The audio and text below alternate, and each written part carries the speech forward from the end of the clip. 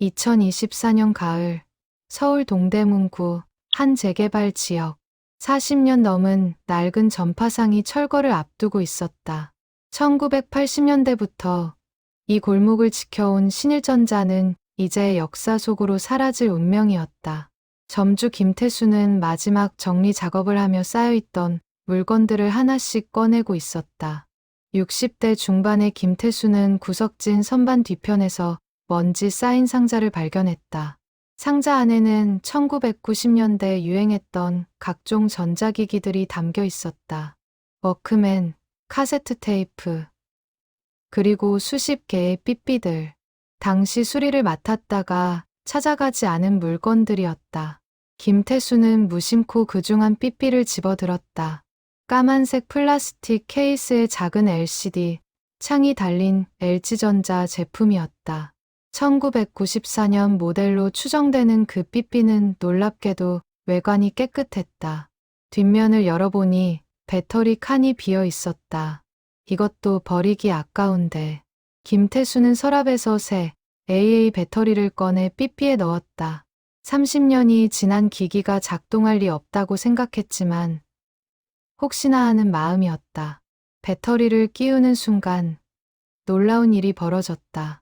삐삐 희미한 전자음과 함께 LCD 화면에 불이 들어왔다. 김태수는 눈을 의심했다. 화면에는 숫자들이 깜박이고 있었다.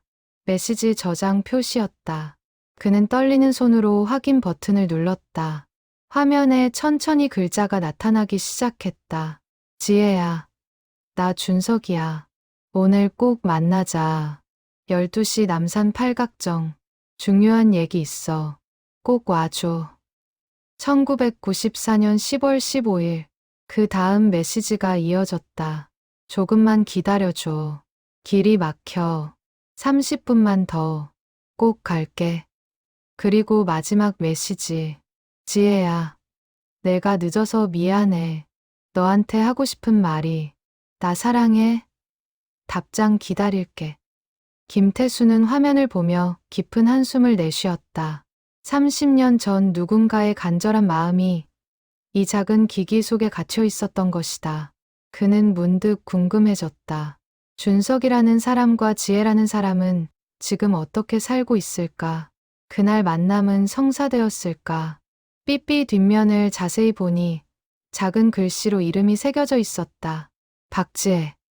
김태수는 이 삐삐의 주인을 찾아야겠다고 마음먹었다. 30년이 지났지만 이 메시지들은 누군가에게 전달되어야 할 것 같았다. 그는 삐삐를 조심스럽게 손수건으로 감싸 주머니에 넣었다. 그리고 오래된 술이 대장을 뒤지기 시작했다. 1994년 10월 전후의 기록을 찾기 위해서였다. 먼지 쌓인 장부들 사이에서 그는 한 장의 접수증을 발견했다. 접수일 1994년 10월 20일. 품목 무선 호출기. 접수자 박지혜. 연락처 0x 증상 전원 불량. 비고 5일 후 찾아가겠음. 김태수는 접수증을 들여다보았다. 30년 전 전화번호였다.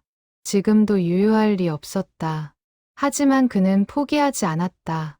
이 시대에는 인터넷이라는 강력한 도구가 있지 않은가. 그날 저녁, 김태수는 손녀의 도움을 받아 인터넷 검색을 시작했다. 박지혜라는 이름은 너무 흔했다.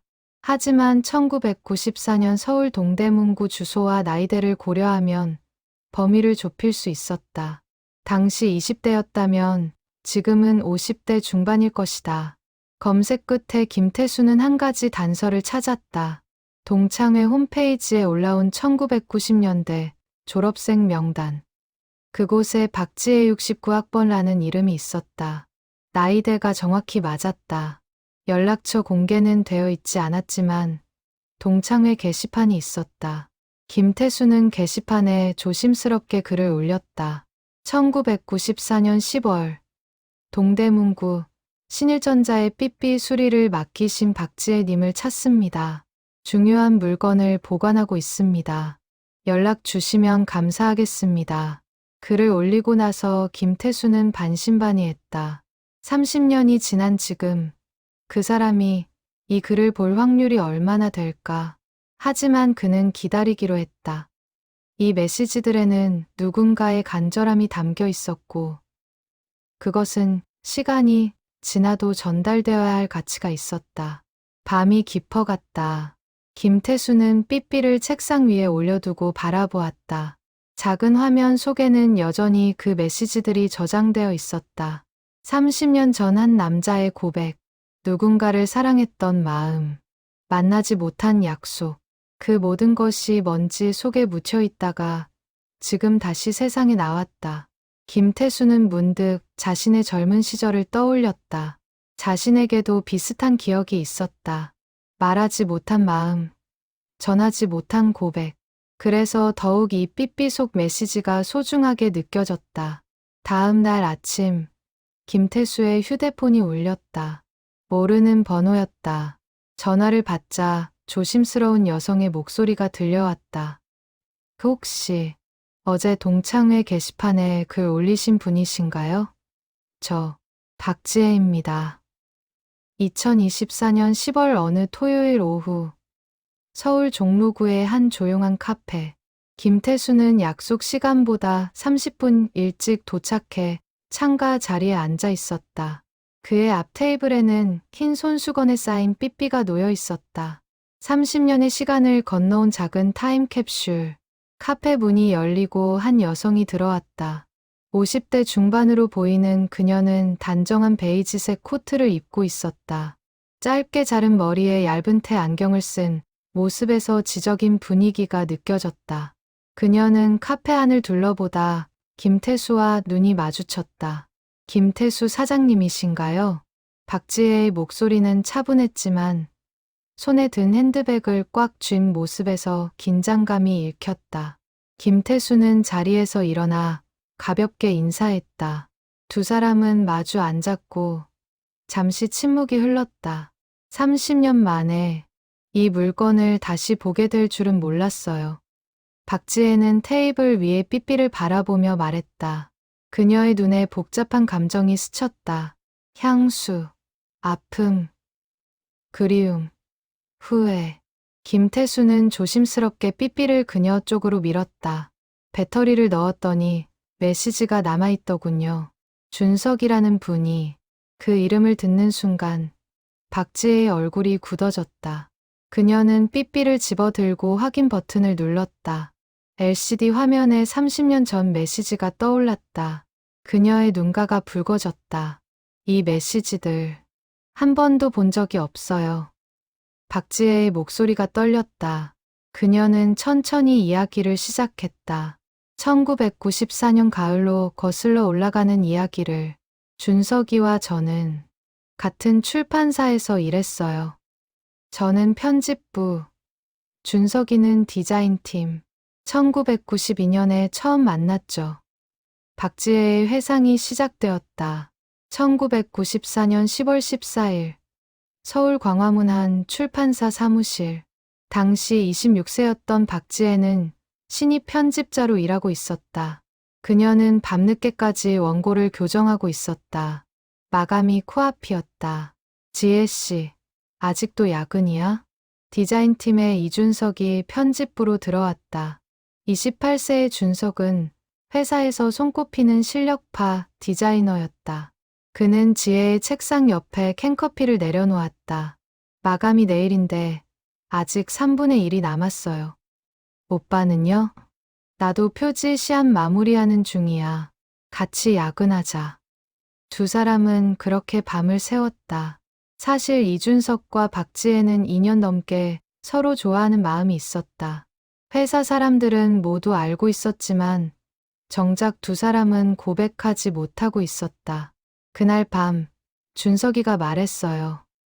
박지혜는 김태수에게 계속 이야기했다. 내일 저녁 시간 있어. 하고 싶은 얘기가 있어. 그때 지혜의 삐삐가 고장났다. 전원이 들어오지 않았다. 그녀는 다음 날 아침 출근길에 전파상에 맡기기로 했다. 그것이 김태수의 신일전자였다. 10월 15일 아침, 저는 삐삐를 맡기고 출근했어요. 그날 오후에 준석이가 제 자리로 왔죠. 1994년 10월 15일 오후 3시, 이준석은 박지혜의 책상으로 다가왔다. 그의 손에는 작은 상자가 들려 있었다. 표정이 평소와 달리 굳어 있었다. 지혜야, 오늘 저녁 7시에 남산 팔각정에서 보자. 중요한 얘기가 있어. 무슨 얘기인데요? 가면 알아. 꼭 와야 돼. 준석은 그렇게 말하고 황급히 자리를 떠났다. 지혜는 그의 뒷모습을 보며 이상하다고 생각했다. 평소와 다른 분위기. 무슨 일이 있는 걸까? 그런데 그날 오후 4시쯤 저한테 급한 일이 생겼어요. 박지혜의 목소리가 낮아졌다. 편집장이 갑자기 그녀를 불렀다. 대형 프로젝트의 저자가 원고를 수정하겠다며 당장 만나자고 했다. 강남의 한 호텔까지 가야 했다. 저는 준석이한테 연락하고 싶었어요. 늦을 것 같다고, 기다려 달라고. 근데 삐삐가 없었죠. 회사 전화로 준석이 집에 전화했는데 안 받더라고요. 박지혜는 어쩔 수 없이 택시를 타고 강남으로 향했다. 그녀는 저자와의 미팅을 최대한 빨리 마치고 남산으로 가려고 했다. 하지만 미팅은 예상보다 길어졌다. 저녁 7시가 넘어서야 끝났다. 그 시각, 남산 팔각정. 이준석은 벤치에 앉아 시계를 보고 있었다. 7시 10분, 7시 20분, 7시 30분. 지혜는 오지 않았다. 그는 공중전화 부스로 가서 지혜의 삐삐로 메시지를 보냈다. 지혜야, 나 준석이야. 오늘 꼭 만나자. 12시 남산 팔각정. 중요한 얘기 있어. 꼭 와줘. 하지만 그 메시지는 지혜에게 전달되지 않았다. 삐삐는 전파상 수리대 위에 놓여 있었다. 저는 밤 8시쯤 택시를 타고 남산으로 향했어요. 근데 강남에서 남산까지 가는 길이 완전히 막혀 있었죠. 1994년 10월 15일 저녁, 서울은 극심한 교통체증에 시달리고 있었다. 대형 행사와 공사가 겹치면서 도심 전체가 마비 상태였다. 박지혜는 택시 안에서 초조하게 시계를 봤다.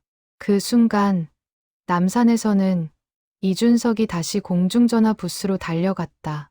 그는 지혜의 삐삐로 또 메시지를 보냈다. 조금만 기다려줘. 길이 막혀. 30분만 더. 꼭 갈게. 하지만 이 메시지도 보낸 사람은 이준석이었다. 그는 지혜가 오는 길에 막혔다고 생각하고 자신이 기다리겠다는 메시지를 보낸 것이다. 하지만 그 메시지 역시 전달되지 않았다. 밤 9시가 넘어서 박지혜는 겨우 남산에 도착했다. 그녀는 팔각정까지 뛰어 올라갔다. 하지만 그곳에는 아무도 없었다. 어둠 속에 텅 빈 팔각정. 차가운 가을바람만이 불고 있었다. 저는 1시간 넘게 그곳에서 기다렸어요. 준석이가 올 거라고 믿었죠. 박지혜는 벤치에 앉아 어둠 속에서 기다렸다. 하지만 이준석은 나타나지 않았다. 사실 준석은 그보다 30분 전인 8시 30분에 그곳을 떠났었다. 그는 지혜가 오지 않는다고 판단하고 실망한 채 집으로 돌아갔던 것이다. 집에 돌아온 게 밤 11시쯤이었어요. 전화기 옆에 앉아서 준석이 전화를 기다렸죠. 근데 전화는 오지 않았어요. 그 시각 이준석도 자신의 집에서 전화기를 바라보고 있었다. 그는 지혜에게 마지막으로 메시지를 보냈다. 지혜야, 내가 늦어서 미안해. 너한테 하고 싶은 말이, 나 사랑해. 답장 기다릴게. 하지만 그 메시지 역시 수리 중인 삐삐에 저장될 뿐이었다. 1994년 10월 16일 일요일 아침, 박지혜는 밤새 한숨도 자지 못했다. 그녀는 새벽부터 이준석의 집 전화번호를 계속 돌렸다. 하지만 전화는 받지 않았다. 준석도 전화를 걸지 않았다. 두 사람 사이에 보이지 않는 벽이 생겨나고 있었다. 오전 10시, 박지혜는 더 이상 기다릴 수 없어서 준석의 집으로 향했다. 서울 성북구의 낡은 다세대 주택. 그녀는 초인종을 눌렀지만 아무 대답이 없었다. 이웃 주민에게 물어보니 준석은 새벽 일찍 큰 가방을 들고 나갔다고 했다. 어디 간다고 하던가요? 글쎄요. 뭐라고 중얼거리던데. 부산. 그런 말 같았어요. 지혜는 불안한 마음으로 집으로 돌아왔다. 월요일 출근하면 준석을 만날 수 있을 거라고 생각했다. 그래서 그날 하루는 견딜 수 있었다. 하지만 그녀는 알지 못했다. 이준석에게 무슨 일이 일어났는지. 10월 16일 새벽 5시, 이준석은 서울역으로 향하고 있었다. 그의 손에는 부산행 기차표가 들려 있었다. 전날 밤, 그는 오랜 고민 끝에 결정을 내렸다. 부산의 한 광고 대행사에서 스카우트 제의가 왔었다. 평소 같으면 거절했겠지만 어젯밤의 일이 그를 바꿔놓았다. 지혜는 내 마음을 모르는 게 아니었어. 알면서도 피한 거야. 준석은 그렇게 생각했다. 약속 장소에 나타나지 않은 것은 거절의 표시라고 판단했다. 그는 차라리 서울을 떠나는 것이 나을 거라고 결심했다. 더 이상 지혜를 마주하는 것이 고통스러웠다. 기차는 부산을 향해 달렸다. 준석은 창밖을 바라보며 생각했다. 새로운 곳에서 새로운 시작을 하자고. 지혜에 대한 마음은 시간이 해결해 줄 거라고 믿었다. 10월 17일 월요일 아침, 박지혜는 평소보다 30분 일찍 출근했다. 이준석을 가장 먼저 만나고 싶었다. 하지만 디자인팀에 준석의 모습은 보이지 않았다. 오전 9시, 10시가 되어도 그는 나타나지 않았다. 팀장님, 준석 오빠는요? 아, 준석이? 금요일에 사표 냈어. 부산으로 간다고 하더라. 그 말을 듣는 순간 박지혜의 세상이 무너졌다. 사표, 부산. 대체 무슨 일이 벌어진 거지? 그녀는 급히 준석의 집 전화번호를 돌렸다. 역시 받지 않았다. 회사 비상 연락망에 있는 준석의 부모님 전화번호로 걸었다. 여보세요? 저는 준석이 회사 동료인데요. 아, 네. 준석이는 지금 부산에 있어요. 거기서 새 직장을 잡았대요. 혹시 연락처 좀. 아직 정착을 못해서 연락처가 없어요. 나중에 알려준다고 했는데. 지혜는 전화를 끊고 자리에 주저앉았다. 무슨 일인지 알 수가 없었다. 토요일 저녁의 약속, 남산에서의 기다림, 그리고 갑작스러운 퇴사와 부산행. 모든 것이 이해되지 않았다. 내가 뭘 잘못했지? 그녀는 그날 하루 종일 멍하니 책상에 앉아 있었다. 일이 손에 잡히지 않았다. 편집장이 여러 번 불렀지만 제대로 대답도 하지 못했다. 퇴근 후 박지혜는 신일전자로 향했다. 삐삐를 찾으러 가는 것이었다. 김태수는 수리가 끝난 삐삐를 건네주며 말했다. 배터리 접촉 불량이었어요.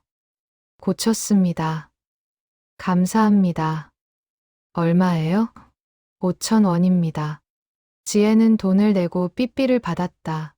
하지만 그녀는 그것을 켜보지 않았다. 이미 준석은 서울을 떠났고 연락도 되지 않았다. 삐삐를 켤 이유가 없었다. 그녀는 삐삐를 가방 깊숙이 넣고 집으로 돌아왔다. 그날 밤, 지혜는 준석에게 편지를 썼다. 그의 부모님 집 주소로 보내는 편지였다. 토요일의 사정을 설명하고 늦게나마 남산에 갔다는 것을, 그리고 자신의 마음을 담았다. 하지만 그 편지는 준석에게 전달되지 않았다. 부모님이 준석의 새 주소를 모르고 있었기 때문이다. 한편 부산에서 이준석은 새로운 삶을 시작하고 있었다. 광고 대행사의 아트 디렉터로 일하게 된 그는 일에 몰두했다. 지혜를 잊기 위해서였다. 밤늦게까지 일하고 주말에도 사무실에 나갔다. 동료들은 그를 일벌레라고 불렀다. 하지만 밤이 되면 준석은 지혜를 떠올렸다. 그녀의 웃는 얼굴, 야근할 때 건네던 캔커피, 함께 나눴던 대화들, 모든 것이 그리웠다. 하지만 그는 자신의 마음을 다잡았다. 이미 끝난 일이야. 그녀는 내 마음을 받아들이지 않았어. 11월이 되었다. 박지혜는 여전히 이준석과 연락이 닿지 않았다. 그녀는 회사 사람들을 통해 부산의 광고, 대행사 이름을 알아냈다. 그곳으로 편지를 보냈다. 하지만 답장은 오지 않았다. 사실 그 편지는 준석에게 전달되긴 했다.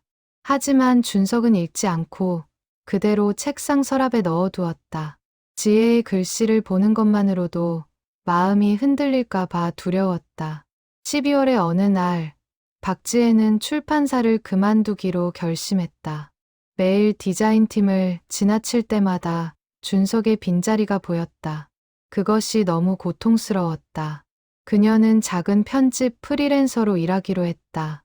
사장님, 그때 삐삐를 왜 다시 찾으러 오지 않으셨어요? 2024년 카페에서 김태수가 물었다. 박지혜는 쓸쓸하게 웃었다. 필요 없었으니까요. 연락할 사람이 없었죠. 그냥 잊어버리고 살았어요. 그녀는 30년 전 그날 이후 삐삐를 다시 생각해 본 적이 없었다. 그것은 준석과의 기억과 함께 묻혀버린 물건이었다. 새 삐삐를 사서 썼고 몇 년 후에는 휴대폰을 쓰게 되었다. 1995년 봄, 이준석은 부산에서 한 여성을 만났다. 광고주 회사의 마케팅 팀장이었다. 그녀는 밝고 활발한 성격으로 준석에게 먼저 다가왔다. 준석은 그녀와 만나면서 조금씩 마음의 상처를 치유해 나갔다. 지혜를 완전히 잊은 건 아니었어요. 그냥 덮어두었던 거죠. 박지혜도 비슷했다. 1996년 그녀는 프리랜서로 일하며 만난 한 작가와 가까워졌다.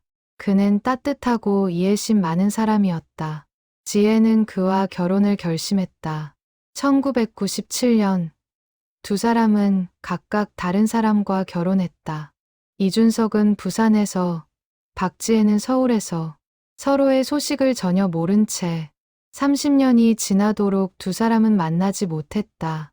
근데 이제 와서 이 메시지를 보니까 박지혜의 목소리가 떨렸다. 그날 준석이도 저를 기다리고 있었다는 걸 알게 됐어요. 제가 늦어서 미안하다는 메시지.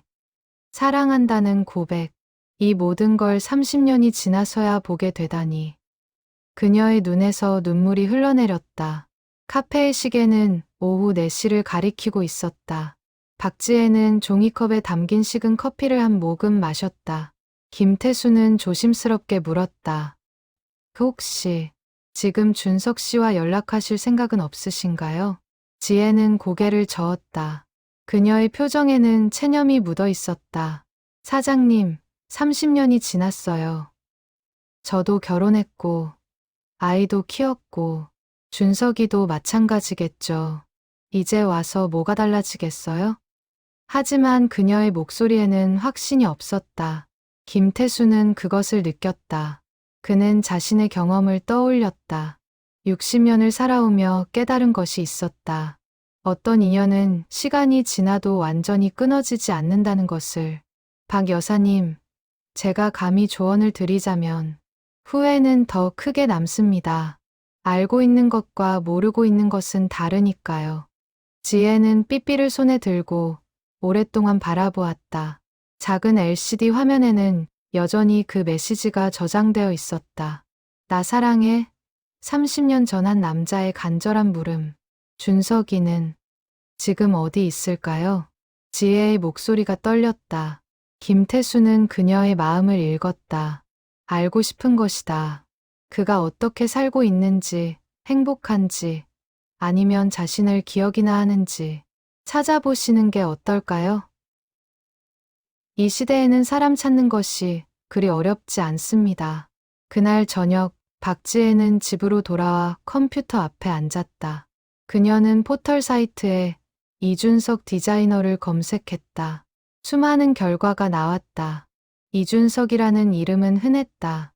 그녀는 1994년 함께 일했던 동료들의 이름을 떠올렸다.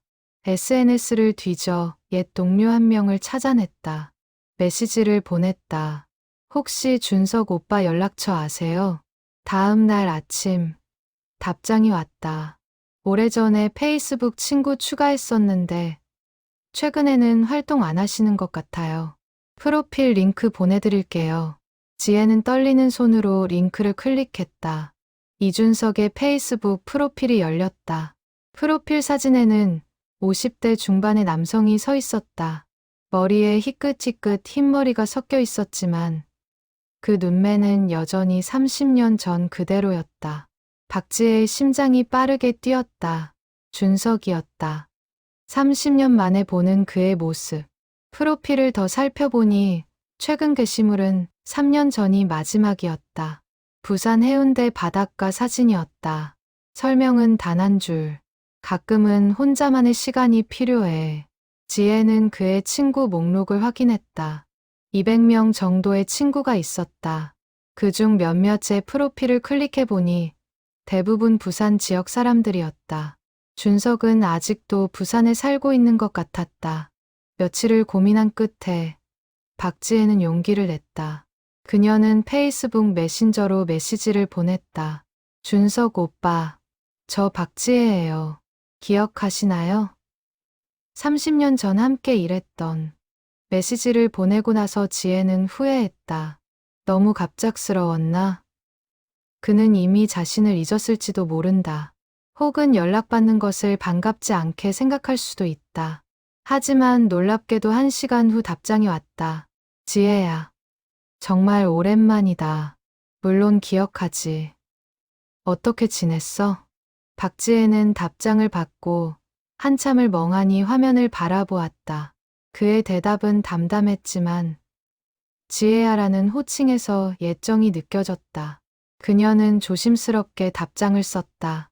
잘 지냈어요. 오빠는요? 아직 부산에 계세요? 응. 여전히 부산이야. 광고 회사 다니다가 지금은 작은 디자인 스튜디오 운영하고 있어. 두 사람은 그렇게 메시지를 주고받기 시작했다. 처음에는 조심스럽고 간단한 안부였다. 하지만 며칠이 지나자 대화는 점점 깊어졌다. 30년 동안의 삶, 각자의 가족, 일, 그리고 해고. 일주일 후, 이준석이 먼저 물었다. 지혜야, 혹시 1994년 10월 15일 기억나? 그 질문을 보는 순간 박지혜의 손이 멈췄다. 그날, 남산 팔각정의 약속, 만나지 못한 그날, 그녀는 한참을 고민하다 답장을 보냈다. 기억해요. 그날, 정말 미안했어요. 무슨 일이 있었어? 왜 안 왔어? 지혜는 그날의 상황을 자세히 설명했다. 편집장의 급한 호출, 강남까지의 긴 미팅, 극심한 교통체증, 그리고 밤늦게 도착한 텅 빈 팔각정. 모든 것을 솔직하게 털어놓았다. 한참 후 준석의 답장이 왔다. 나도 그날 너를 기다렸어. 8시 30분까지. 근데 안 와서 포기하고 돌아갔지. 제가 9시 넘어서 도착했어요. 1시간 넘게 기다렸는데 두 사람은 그제야 깨달았다. 30분의 차이. 준석이 8시 30분에 떠나고 지혜가 9시에 도착했다. 그 30분이 두 사람의 운명을 갈라놓았던 것이다. 그때 오빠가 삐삐로 보낸 메시지 있었죠? 응, 3번 보냈어. 너 안 왔으니까 못 받았겠지만. 오빠, 사실 그 메시지들 지금 봤어요. 지금, 무슨 말이야? 박지혜는 김태수와의 만남, 30년 만에 발견된 삐삐. 그 안에 저장되어 있던 메시지들에 대해 이야기했다. 이준석은 한참 동안 답장을 보내지 않았다. 10분이 지나서야 메시지가 왔다. 그 메시지들이 내게 전달되지 않았구나. 내가 일부러 무시한 줄 알았어. 아니에요. 삐삐가 고장 나서 술이 막혔거든요. 그래서 메시지를 받을 수가 없었어요. 그래서 내가 약속 장소에 안 온 거구나. 두 사람은 30년간의 오해가 풀리는 순간을 경험했다. 서로를 오해했던 시간들, 상처받았던 마음들, 그리고 각자의 길을 걸어온 세월들, 모든 것이 하나의 작은 삐삐 고장에서 비롯된 것이었다. 지혜야, 그날 내가 하려고 했던 얘기 알아요. 마지막 메시지 봤어요. 나 사랑해? 나는 문장. 응. 그날 너한테 고백하려고 했어. 프러포즈까지는 아니지만 내 마음을 전하고 싶었어. 박지혜는 화면을 보며 눈물을 흘렸다. 30년 전 그날, 만약 삐삐가 고장나지 않았다면, 만약 메시지를 제때 받았다면, 만약 30분 일찍 도착했다면, 모든 것이 달라졌을지도 모른다. 2024년 11월 초, 박지혜는 남편에게 이준석과 연락하게 된 사실을 이야기했다. 남편 윤상현은 60세의 소설가로 온화하고 이해심 많은 사람이었다. 그는 아내의 이야기를 조용히 들었다. 30년 전 일이면 당신이 나를 만나기 전이네요. 응. 준석이와는 1994년에 끝난 거고 당신은 1996년에 만났잖아. 상현은 아내의 손을 잡았다. 그 사람과 다시 만나고 싶은 거예요. 지혜는 고개를 끄덕였다. 남편의 반응이 걱정되었지만 솔직해야 했다. 그냥 한번 만나서 이야기하고 싶어. 30년 동안의 오해를 푸는 것이 필요할 것 같아요. 상현은 잠시 생각하더니 미소를 지었다. 만나보세요. 당신의 과거를 정리하는 것도 중요하니까요. 나는 괜찮아요. 지혜는 남편의 넓은 마음에 감사했다. 그녀는 이준석에게 메시지를 보냈다. 오빠, 서울에 올 일 있으면 한번 만나요. 얼굴 보고 이야기하고 싶어요. 준석의 답장은 빠르게 왔다. 다음 주 출장이 있어. 목요일 오후 어때? 2024년 11월 14일 목요일, 서울 남산 팔각정. 30년 만에 두 사람은 같은 장소에서 만나기로 했다. 의도적인 선택이었다. 그날의 아픔을 치유하기 위해서는 그곳에서 다시 만나는 것이 필요했다. 오후 2시, 박지혜는 팔각정에 먼저 도착했다. 11월의 서울은 쌀쌀했다. 그녀는 코트를 여미고 벤치에 앉았다. 30년 전 그날 밤, 이곳에서 홀로 기다렸던 기억이 떠올랐다.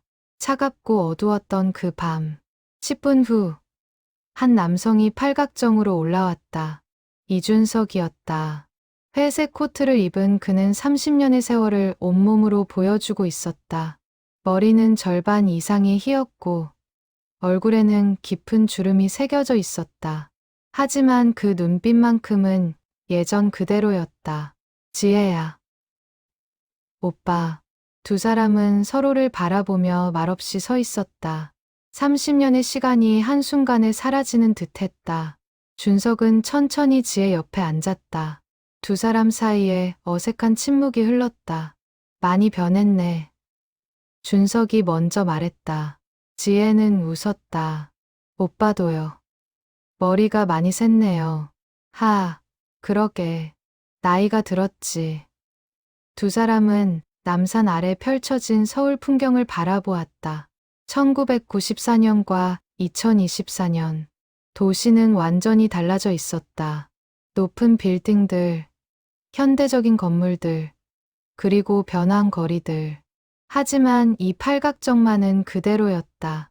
그날 밤, 나 여기서 1시간 넘게 기다렸어. 지혜가 조용히 말했다. 나도 8시 30분까지 기다렸어. 안 올 거라고 생각하고 집에 갔지. 30분. 딱 30분 차이였네요.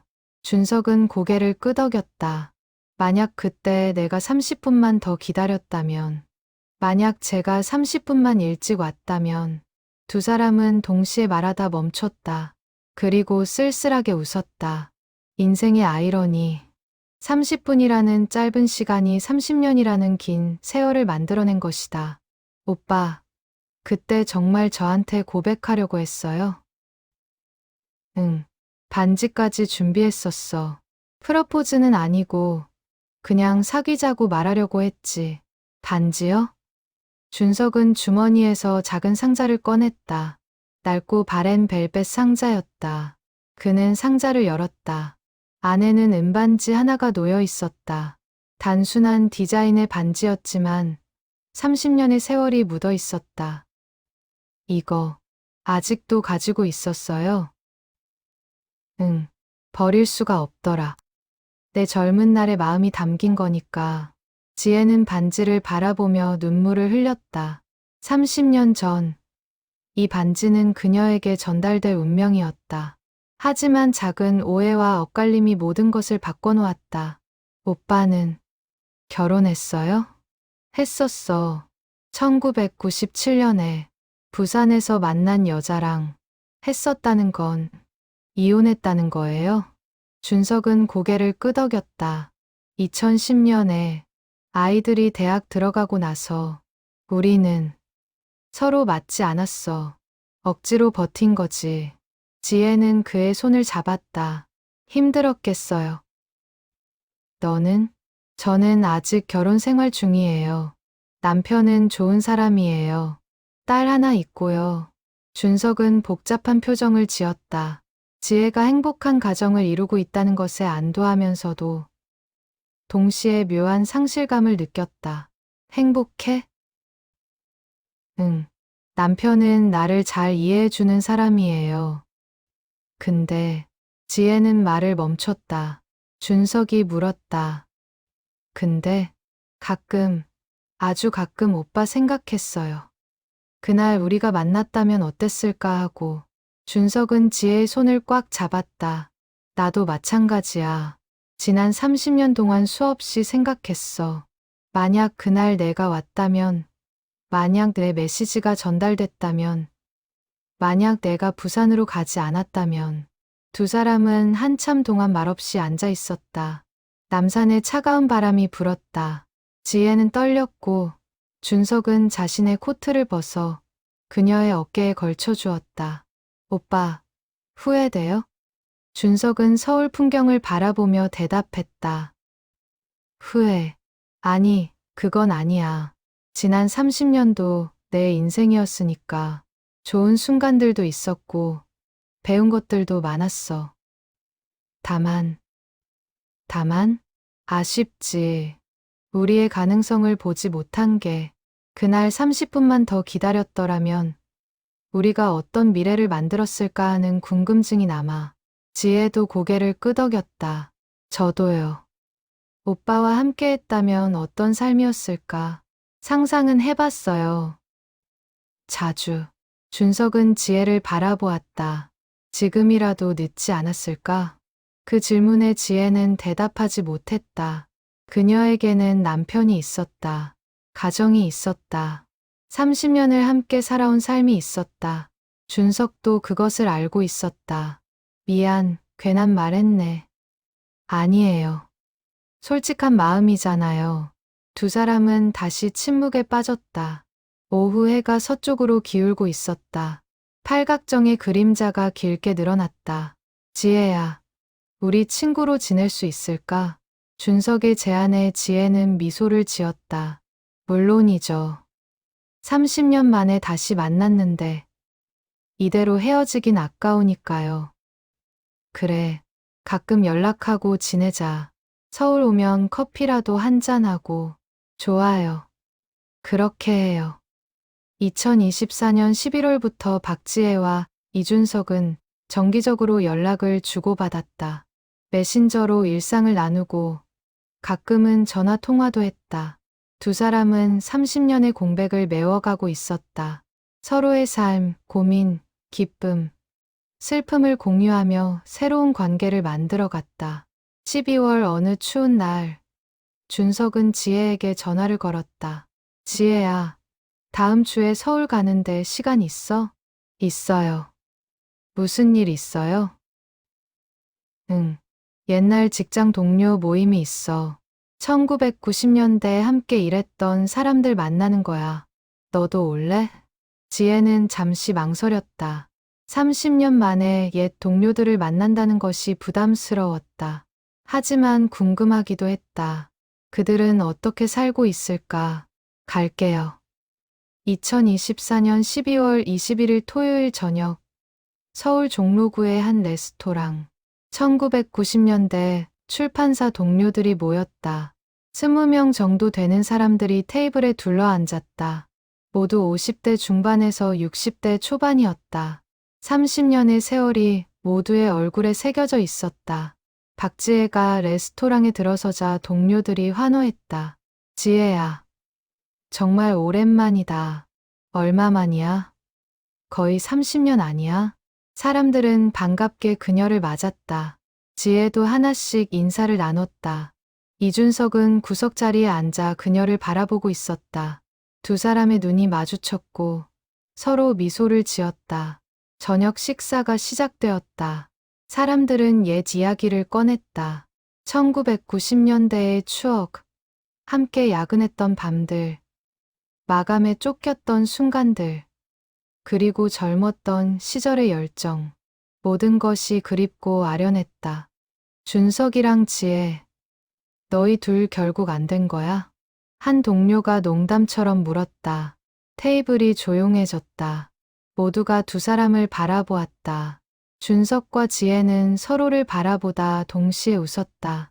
우리는 타이밍이 안 맞았어. 준석이 대답했다. 지혜도 고개를 끄덕였다. 그냥 인연이 아니었나 봐요. 사람들은 아쉬워하며 다른 이야기로 넘어갔다. 하지만 한 동료가 조용히 준석에게 물었다. 진짜 후회 안 해? 그때 둘이 정말 잘 어울렸는데. 준석은 잠시 생각하더니 대답했다. 후회보다는 아쉬움이지.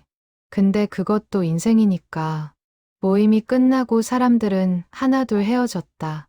박지혜와 이준석은 마지막까지 남았다. 두 사람은 레스토랑 밖으로 나와 종로 거리를 걸었다. 12월의 서울은 크리스마스 분위기로 가득했다. 거리에는 불빛이 반짝이고 사람들은 행복한 표정으로 오가고 있었다. 오늘 즐거웠어요. 지혜가 말했다. 응, 옛 동료들 보니까 좋더라. 다들 나이 들었지만 여전히 그때 그 모습이더라고. 우리도요. 50대가 됐지만 마음속에는 여전히 20대가 남아있는 것 같아요. 준석은 걸음을 멈추고 지혜를 바라보았다. 지혜야, 솔직히 말해도 돼? 응, 말해요. 너를 다시 만나서 정말 기뻐. 30년 동안 마음 한구석에 응어리가 있었거든. 내가 날 거절했다고 생각했으니까. 근데 지금 알았잖아. 오해였다는 걸. 지혜는 준석의 손을 잡았다. 저도요. 오빠가 날 떠났다고 생각했어요. 그게 상처였어요. 근데 이제는 알아요. 우리 둘 다 피해자였다는 걸. 그 작은 삐삐 고장이 모든 걸 바꿔놨어. 운명의 장난이었죠. 근데 오빠, 이제라도 알게 돼서 다행이에요. 평생 오해한 채 살았으면 더 힘들었을 거예요. 준석은 고개를 끄덕였다. 그래, 진실을 아는 것만으로도 위로가 돼. 두 사람은 다시 걸었다. 종로의 밤거리는 활기차고 따뜻했다. 그들은 어느 카페 앞에 멈춰섰다. 커피 한잔하고 갈까? 좋아요. 카페 안으로 들어가 창가 자리에 앉았다. 따뜻한 아메리카노 두 잔을 시켰다. 밖으로는 거리에 불빛이 보였고 안으로는 부드러운 재즈 음악이 흘렀다. 오빠, 앞으로 어떻게 살 거예요? 지혜가 물었다. 준석은 커피를 한 모금 마시며 생각했다. 글쎄, 부산에서 계속 일하면서 조용히 살겠지. 딸아이가 내년에 결혼하거든. 할아버지가 될 준비를 해야지. 와, 축하해요. 손주 생기는 거네요. 응, 인생의 새로운 장이 시작되는 거지. 너는? 저는 남편이랑 잘 지내려고요. 딸도 대학 졸업하고 취업 준비 중이에요. 앞으로는 더 여유롭게 살고 싶어요. 여행도 다니고? 그럼요. 남편이랑 유럽 여행 계획 중이에요. 내년 봄에. 준석은 미소를 지었다. 좋겠다. 행복하게 살아. 오빠도요. 두 사람은 한참 동안 이야기를 나눴다. 삶의 무게, 나이 드는 것의 의미, 그리고 과거와 현재, 모든 것이 솔직하고 편안했다. 30년 전의 연인 관계는 이제 성숙한 우정으로 변화하고 있었다. 밤 11시가 넘어 두 사람은 카페를 나섰다. 지하철역 앞에서 헤어질 시간이었다. 조심히 들어가요. 응, 너도. 지혜는 역으로 들어가다 뒤를 돌아보았다. 준석은 여전히 그곳에 서서 손을 흔들고 있었다. 그녀도 손을 흔들었다. 그리고 계단을 내려갔다. 지하철 안에서 지혜는 창밖을 바라보았다. 어둠 속을 달리는 전동차. 그녀의 마음도 그렇게 어둠에서 빛으로 나아가고 있었다. 30년간의 오해가 풀렸고 마음속 응어리가 사라졌다. 이제는 가벼워진 마음으로 남은 인생을 살 수 있을 것 같았다. 집에 도착한 지혜를 남편이 맞이했다. 어땠어요? 좋았어요. 옛 동료들도 만나고 준석 오빠랑도 이야기 많이 했어요. 상현은 아내를 안아주었다. 표정이 밝아졌네요. 다행이에요. 당신 덕분이에요. 이해해줘서 고마워요. 당신의 과거를 정리하는 것도 우리 미래에 도움이 되니까요. 지혜는 남편의 품에 안겨 눈물을 흘렸다. 행복의 눈물이었다. 2025년 1월, 새해가 시작되었다. 박지혜는 새해 계획을 세우며 이준석에게 메시지를 보냈다. 오빠, 새해 복 많이 받아요. 올해는 더 자주 연락하면서 지내요. 준석의 답장은 빠르게 왔다. 응, 새해 복 많이 받아. 올해는 서울에 자주 올 계획이야. 그때마다 보자. 두 사람의 우정은 더욱 깊어졌다. 일주일에 한 번씩 전화 통화를 하고 서로의 일상을 공유했다. 지혜는 편집 프리랜서로 일하며 새로운 책 프로젝트를 진행하고 있었다. 준석은 부산에서 젊은 디자이너들을 양성하는 일에 보람을 느끼고 있었다. 2월 어느 날 준석에게서 전화가 왔다. 지혜야, 내가 서울에 새 프로젝트 제안을 받았어. 무슨 프로젝트인데요? 서울의 한 대형 출판사에서 브랜드 리뉴얼 작업을 맡아달래. 6개월 프로젝트야. 6개월이면 서울에 있어야 하는 거예요? 응. 3월부터 8월까지 서울에 작은 사무실 하나 얻어서 상주해야 해. 지혜는 가슴이 두근거렸다. 준석이 6개월 동안 서울에 있다는 것은 더 자주 만날 수 있다는 뜻이었다. 좋은 기회네요. 받으세요. 그래야 할 것 같아. 사실 이것도 인연이 아닐까 싶어. 3월이 되어 이준석은 서울로 올라왔다. 그는 강남의 한 작은 오피스텔에 임시 사무실을 차렸다. 출판사 프로젝트는 까다롭지만 보람 있는 일이었다. 준석은 30년 경력의 노련함으로 프로젝트를 이끌어갔다. 박지혜는 주말마다 준석을 만났다. 두 사람은 서울 곳곳의 카페와 레스토랑을 다니며 시간을 보냈다. 때로는 미술관이나 서점에 가기도 했다. 그들의 관계는 편안하고 자연스러웠다. 연인 사이도 아니고 그냥 친구도 아닌 30년의 역사를 공유한 특별한 사이. 4월 어느 토요일, 두 사람은 북촌 한옥마을을 걷고 있었다. 봄꽃이 피어나고 따뜻한 햇살이 내리쬐는 날이었다. 오빠, 여기 30년 전에도 와봤어요? 응, 회사 워크숍 때 왔었지. 그때 너도 같이 왔잖아. 아, 맞다. 생각나요. 그때 우리 팀 사진 찍었었죠. 그 사진 아직 가지고 있어. 지혜는 고개를 저었다. 이사하면서 잃어버린 것 같아요. 오빠는요? 준석은 주머니에서 지갑을 꺼냈다. 오래된 가죽 지갑 안쪽에는 낡은 사진 한 장이 끼워져 있었다. 그는 조심스럽게 사진을 꺼냈다. 1993년 촬영된 단체 사진. 20명의 직원들이 한옥 앞에서 웃고 있는 모습이었다. 이거 아직도 가지고 있었어요. 지혜는 사진을 받아들고 자세히 보았다. 30대 중반의 그들이 보였다. 젊고 활기찬 모습. 사진 속 박지혜는 환하게 웃고 있었고 그 옆에 이준석이 서 있었다. 우리 정말 젊었네요. 그러게. 30년이 이렇게 빨리 지나갈 줄 몰랐어. 지혜는 사진을 준석에게 돌려줬다. 오빠, 이 사진 복사해서 저한테도 하나 줄 수 있어요? 물론이지. 스캔해서 파일로 보내줄게. 두 사람은 계속 걸었다. 북촌의 좁은 골목길, 오래된 한옥들, 그리고 현대적인 카페들, 과거와 현재가 공존하는 풍경이 두 사람의 모습과 닮아 있었다. 지혜야, 너 남편한테 우리 만나는 거 다 얘기해? 응, 다 얘기해요. 남편은 이해해주는 편이에요. 좋은 사람이구나. 오빠는 혹시 새로운 사람 만날 생각 없어요? 준석은 고개를 저었다.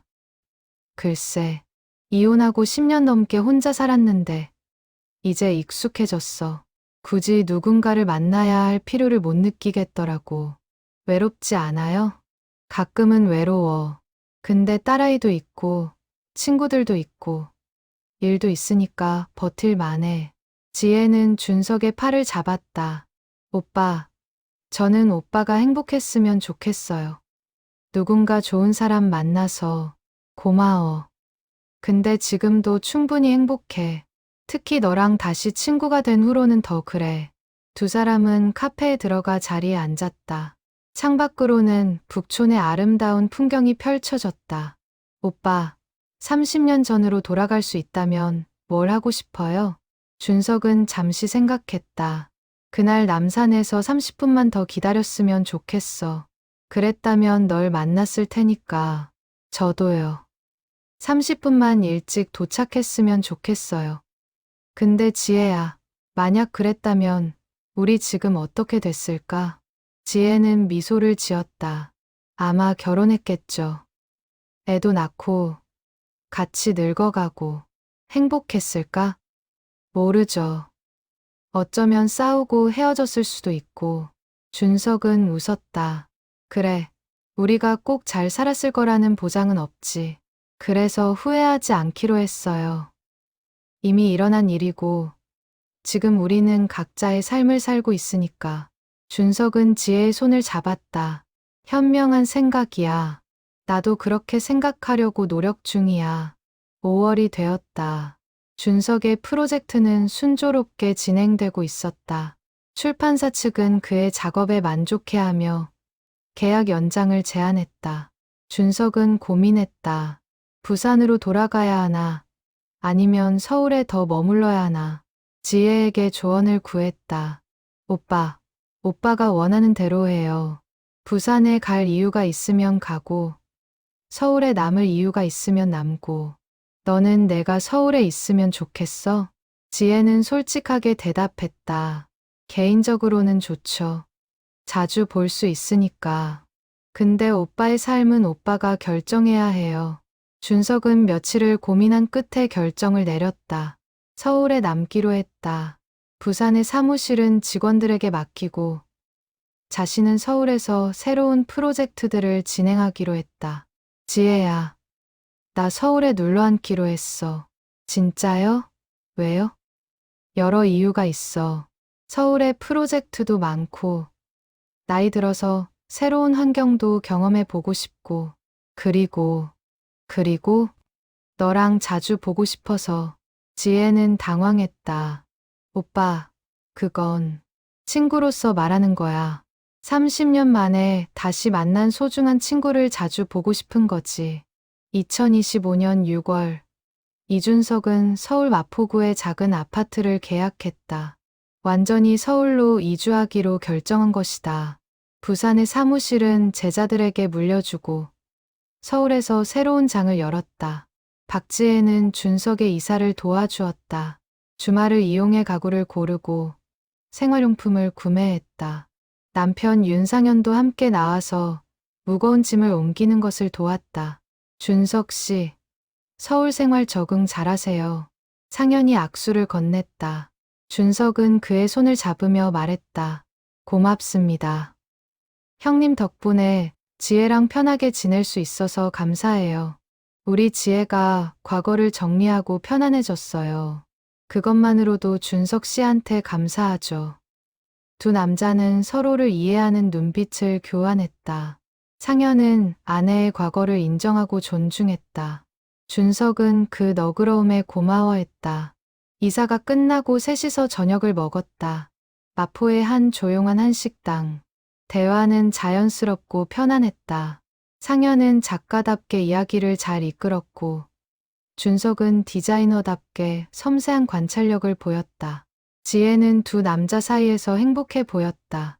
식사 후 상현과 지혜는 집으로 돌아갔다. 차 안에서 상현이 물었다. 준석 씨, 괜찮은 사람 같던데요. 당신, 아직도 그 사람 좋아해요? 지혜는 놀라 남편을 바라보았다. 무슨 소리예요? 그냥 친구예요. 나는 괜찮아요. 솔직하게 말해도 돼요. 지혜는 한참을 생각하다 대답했다. 사랑이라고 하기는 어려워요. 그냥 특별한 사람이에요. 30년 전에 인연이 있고, 함께 나눈 추억이 있고, 근데 그게 지금의 사랑은 아니에요. 미련은?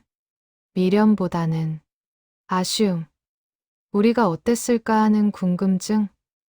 근데 그것도 점점 사라지고 있어요. 오빠를 다시 만나면서 깨달았어요. 그 사람도 완벽하지 않고 우리가 꼭 잘 맞았을 거라는 보장도 없다는 걸요. 상현은 아내의 손을 잡았다. 당신이 행복하면 됐어요. 준석 씨랑 친구로 지내는 게 당신한테 도움이 된다면 나는 반대하지 않아요. 당신 정말 대단해요. 어떻게 이렇게 이해심이 많아요? 나도 사람이에요. 질투심이 없는 건 아니죠. 근데 당신을 믿으니까요. 지혜는 남편에게 키스했다. 사랑해요. 한편 준석은 새 아파트에 홀로 앉아 있었다. 텅 빈 거실, 아직 정리되지 않은 짐들. 그는 창밖을 바라보며 자문했다. 서울로 온 것이 옳은 선택이었을까? 사실 준석 자신도 혼란스러웠다. 지혜를 다시 만나면서 옛 감정이 되살아나는 것을 느꼈다. 30년 전 사랑했던 마음, 그리워했던 시간들. 하지만 지금 지혜는 기혼자였다. 행복한 가정이 있었다. 준석은 그것을 방해할 수 없었다. 친구로 지내자. 그냥 친구로. 그는 스스로에게 다짐했다. 더 이상의 감정은 묻어두기로 했다. 7월이 되었다. 서울은 무더위에 시달리고 있었다. 박지혜와 이준석은 주말마다 만나 시원한 카페에서 시간을 보냈다. 두 사람의 대화는 점점 깊어졌다. 삶의 철학, 인생의 의미, 그리고 늙어가는 것에 대한 이야기들. 어느 날 지혜가 물었다. 오빠는 죽음에 대해 생각해 본 적 있어요? 준석은 놀란 표정을 지었다. 갑자기 왜 그런 걸 물어? 50대 중반이 되니까 생각나더라고요. 우리한테 남은 시간이 얼마나 될까 하고. 준석은 고개를 끄덕였다. 나도 요즘 그런 생각 많이 해. 건강검진 받을 때마다 긴장되고. 무서워요? 무섭지. 아직 하고 싶은 게 많은데 시간이 부족할까봐. 지혜는 준석의 손을 잡았다. 그래서 더 소중하게 살아야 하는 것 같아요. 남은 시간을 후회 없이. 그래, 너 말이 맞아. 두 사람은 한참 동안 말없이 앉아 있었다. 창밖으로는 여름 햇살이 내리쬐고 있었다. 사람들은 바쁘게 오가고 세상은 계속 돌아갔다. 8월 말, 준석의 출판사 프로젝트가 성공적으로 마무리되었다. 출판사 측은 크게 만족하며 후속 프로젝트를 제안했다. 준석의 서울 정착은 순조로웠다. 어느 토요일 저녁, 준석은 지혜와 남편을 자신의 아파트로 초대했다. 간단한 저녁 모임이었다. 준석이 직접 요리한 파스타와 샐러드, 그리고 와인. 세 사람은 거실에 둘러앉아 이야기를 나눴다. 상현이 준석에게 물었다. 준석 씨는 다시 결혼할 생각 없어요? 글쎄요. 한번 실패해봐서 두려운 것도 있고, 외롭지 않아요? 외롭죠. 근데 혼자 사는 것도 나름 괜찮더라고요. 자유롭고. 지혜가 끼어들었다. 오빠, 그래도 좋은 사람 만나면 다시 시작해봐요. 사랑은 나이와 상관없잖아요. 준석은 웃었다. 나중에 생각해 볼게. 지금은 일에 집중하고 싶어. 저녁이 끝나고 상영과 지혜가 돌아갔다. 준석은 설거지를 하며 생각했다. 오늘 저녁은 즐거웠다. 세 사람이 함께 있는 것이 어색하지 않았다. 오히려 편안했다. 이게 맞는 거야. 우리는 이렇게 친구로 지내면 돼. 9월이 되고 가을이 찾아왔다. 박지혜는 새로운 책 프로젝트에 몰두하고 있었다. 한 유명 작가의 자서전을 편집하는 일이었다. 이준석은 서울의 여러 기업들과 브랜딩 프로젝트를 진행하고 있었다. 두 사람은 예전보다 만나는 횟수가 줄었다. 각자 바쁜 일정 때문이었다. 하지만 일주일에 한 번씩은 전화 통화를 했고 가끔 메시지를 주고받았다. 어느 날 밤 준석에게서 전화가 왔다. 지혜야, 자고 있었어? 아니요. 원고 보고 있었어요. 무슨 일이에요? 그냥 목소리가 듣고 싶어서. 지혜는 미소를 지었다. 오빠, 외로워요? 응, 오늘따라 그래. 저도요. 요즘 일이 너무 바빠서 정신이 하나도 없어요. 두 사람은 1시간 넘게 전화 통화를 했다. 일상의 사소한 것들, 웃긴 에피소드들, 그리고 깊은 생각들, 모든 것을 나눴다. 지혜야, 고마워. 뭐가요? 내 친구가 되어줘서. 30년 만에 다시 만나서. 저도 고마워요, 오빠. 2025년 10월 15일. 정확히 31년 전 남산에서 만나지 못했던 그날로부터 31년이 지난 날이었다. 박지혜는 아침에 일어나 달력을 보고 깨달았다. 오늘이 그날이라는 것을. 그녀는 이준석에게 전화를 걸었다. 오빠, 오늘이 무슨 날인지 알아요? 응, 무슨 날인데? 31년 전 우리가 남산에서 만나기로 했던 날이요. 준석은 잠시 침묵했다. 아, 맞다. 10월 15일이었지. 오빠, 오늘 저녁 남산 팔각정에서 만나요. 31년 전 약속을 지금이라도 지켜요. 좋아. 몇 시에? 7시. 31년 전과 같은 시간에 저녁 7시 남산 팔각정. 박지혜는 일찍 도착해 벤치에 앉아 있었다. 10월의 서울은 선선했다. 그녀는 코트를 여미고 서울 야경을 바라보았다. 31년 전 이곳에서 혼자 기다렸던 기억이 떠올랐다. 7시 정각. 이준석이 나타났다. 그는 손에 작은 꽃다발을 들고 있었다. 미안, 31년 늦었어. 준석이 웃으며 말했다. 지혜도 웃었다. 괜찮아요. 기다렸어요. 준석은 꽃다발을 지혜에게 건넸다. 31년 전에 주려고 했던 꽃이야. 늦었지만 받아줘. 지혜는 꽃을 받고 눈물을 흘렸다. 고마워요, 오빠. 두 사람은 벤치에 나란히 앉았다. 31년 전에 앉았어야 할 그 자리. 준석은 주머니에서 작은 상자를 깨냈다. 31년 전 보여줬던 그 반지 상자였다.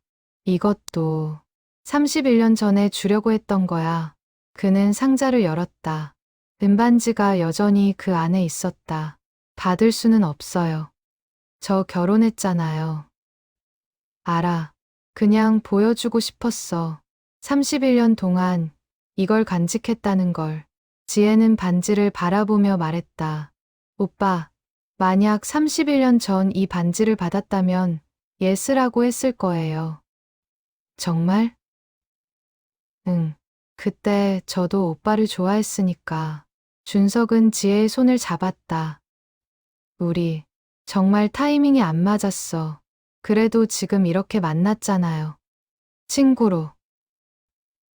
응, 친구로. 두 사람은 한참 동안 서울 야경을 바라보았다. 도시는 빛으로 가득했다. 31년 전보다 훨씬 화려하고 현대적인 모습이었다. 지혜야, 후회 안 해? 뭐려? 우리가 31년 전에 만나지 못한 거.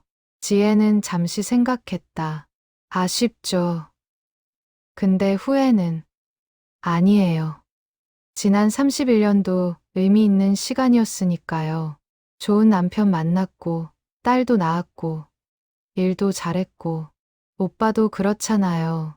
준석은 고개를 끄덕였다. 그래, 나도 의미 있는 시간이었어. 성장했고, 많은 걸 배웠고, 그리고 지금 우리는 다시 만났어요.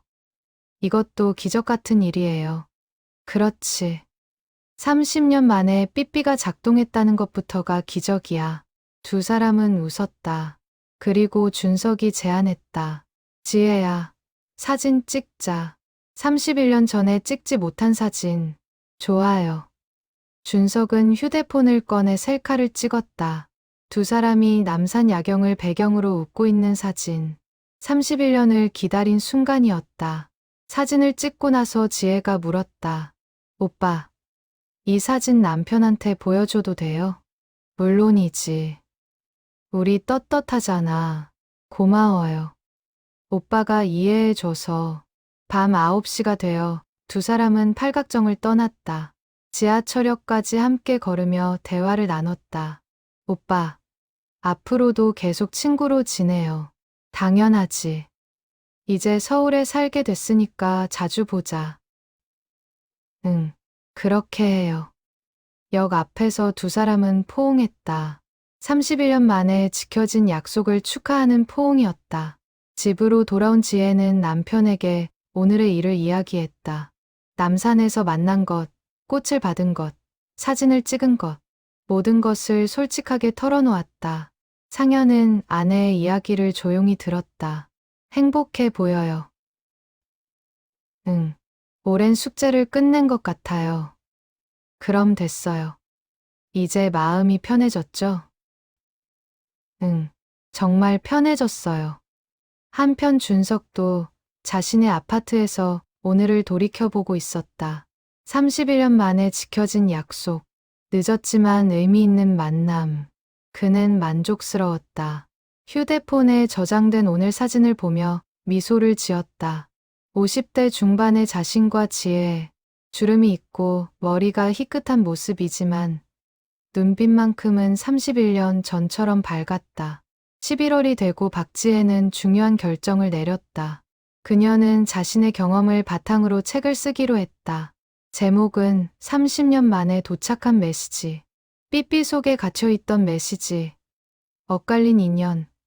그리고 30년 후의 재회. 모든 것을 담은 에세이였다. 준석에게 허락을 구했다. 오빠, 우리 이야기를 책으로 쓰고 싶어요. 괜찮아요? 진짜. 우리 이야기가 책이 될 만해 충분히 의미 있는 이야기라고 생각해요. 많은 사람들이 공감할 거예요. 준석은 흔쾌히 동의했다. 좋아.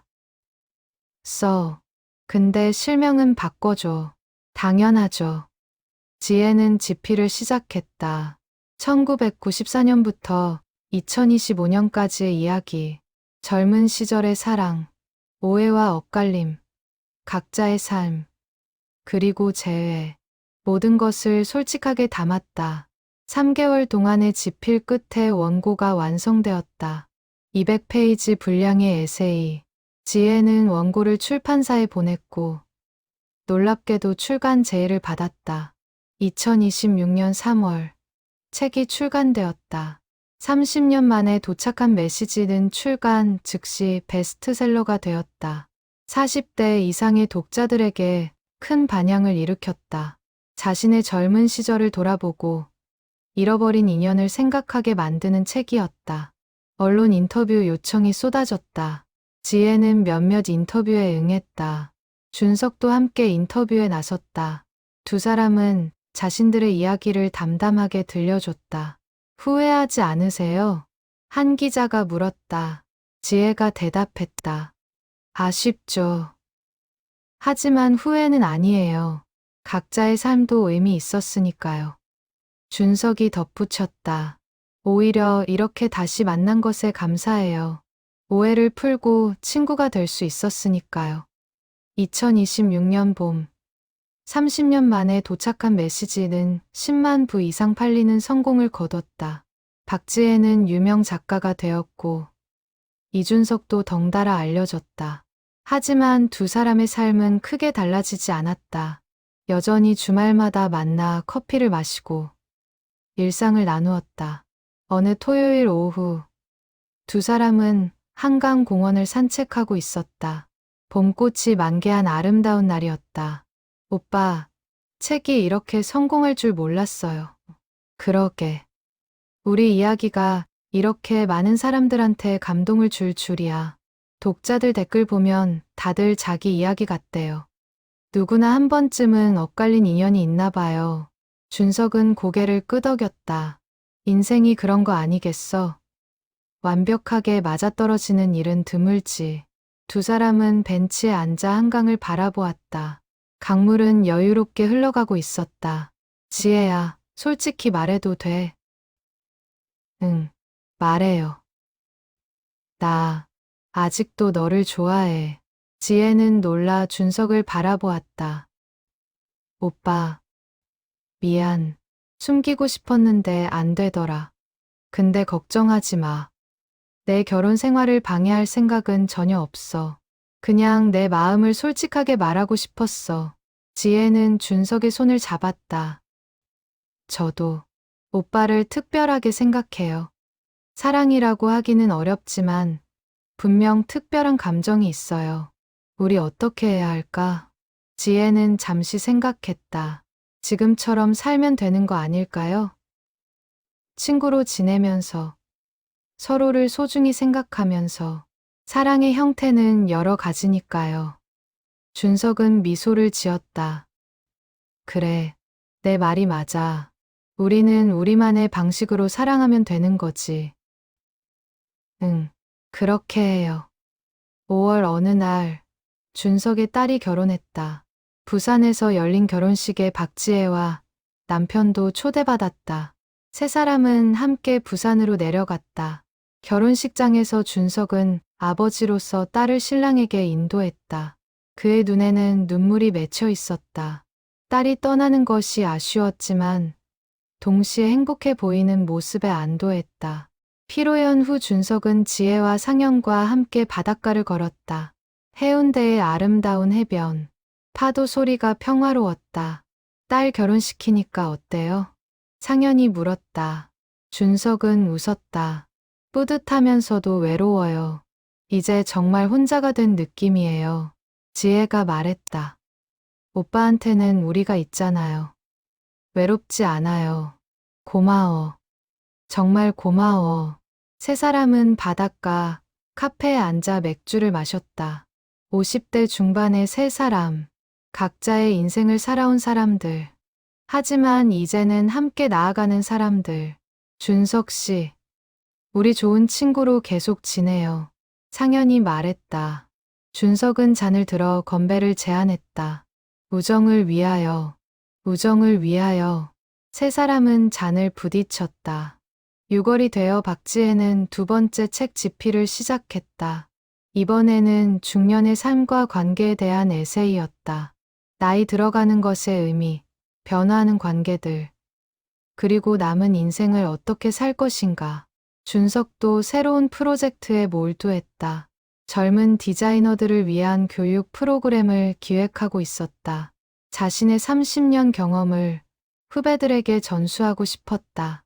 두 사람은 각자의 일에 바빴지만 일주일에 한 번은 꼭 만났다. 그것이 그들의 약속이었다.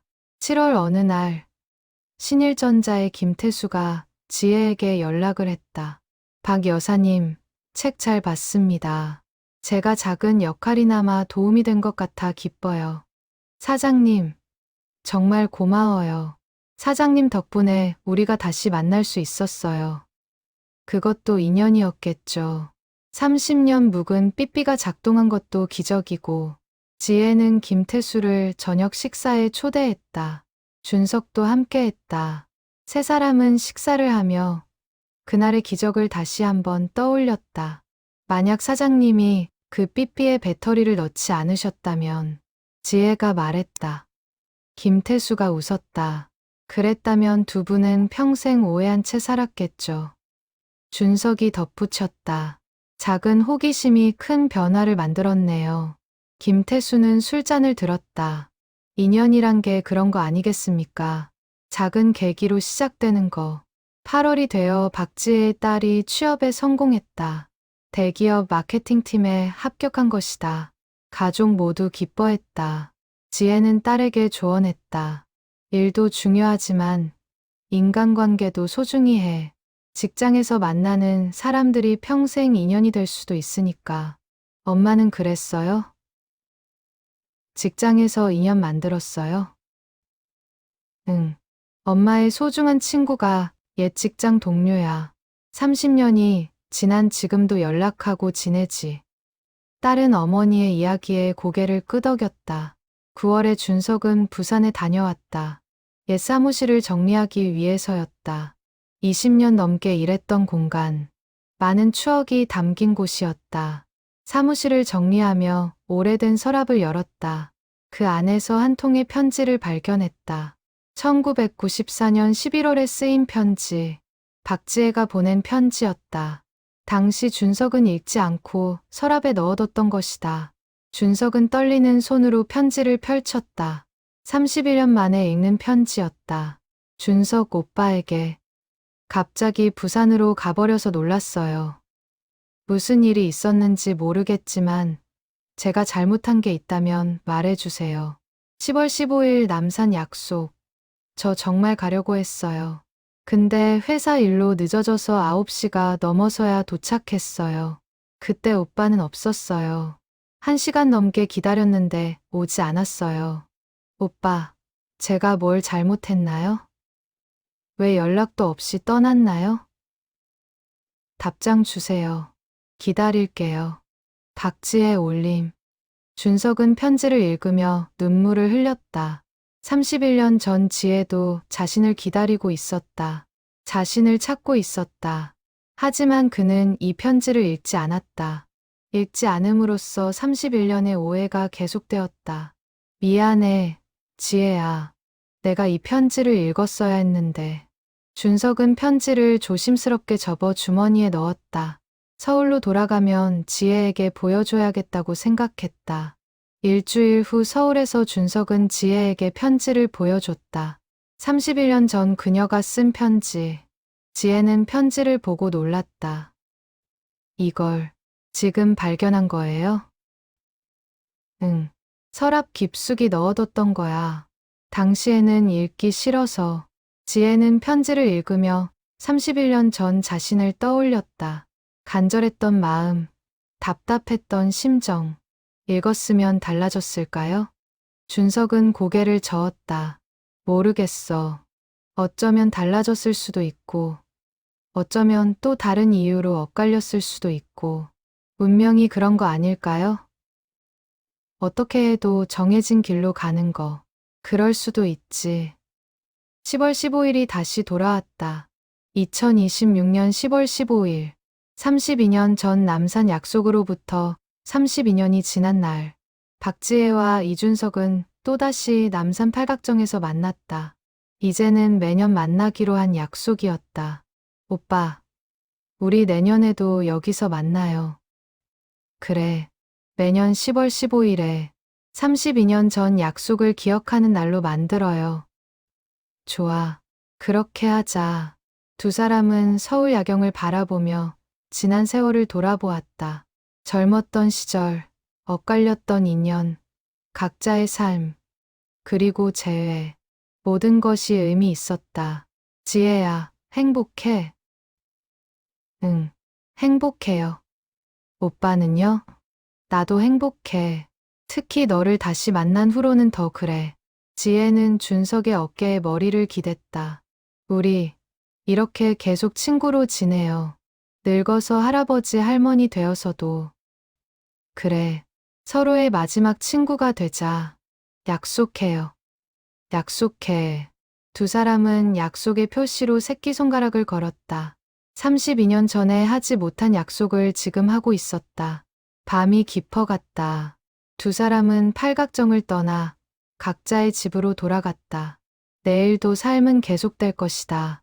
일상의 고민들, 기쁨들, 슬픔들과 함께.